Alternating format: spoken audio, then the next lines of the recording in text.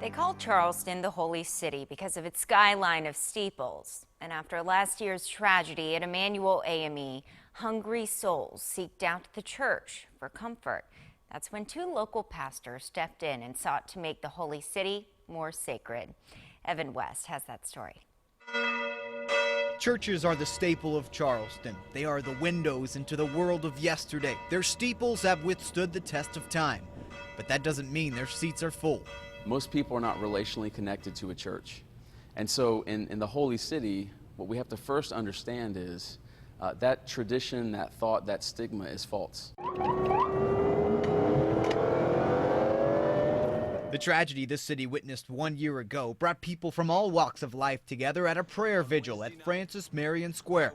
That's where Pastor Brandon Bowers and Pastor Jermaine Watkins first met. In that moment, I remember just sharing on that platform and just being grateful. To look out and see thousands of people gathered at Marion Square, what it did was remind me of the need for the church in this city and beyond. Pastor Bowers was called to help, so he and his congregation at Awaken Church have started to support Paradox Church, led by Pastor Watkins, both financially and spiritually. I can't explain it, and it wasn't scripted, but just in those moments, I really felt like God was positioning Pastor Jermaine and his wife Jessica to do something really special in this city. After the time together, we had many times of prayer.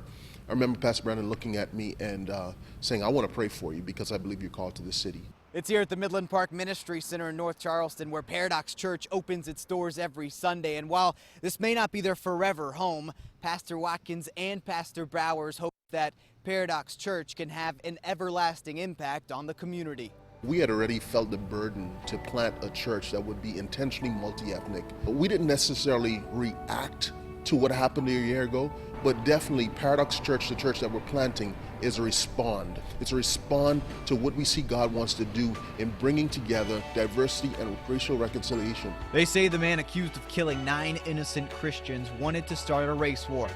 Instead, he started new relationships and a dialogue for change that church plants in Charleston want to carry out. I believe with all my heart that God has positioned Charleston to be a light to the world.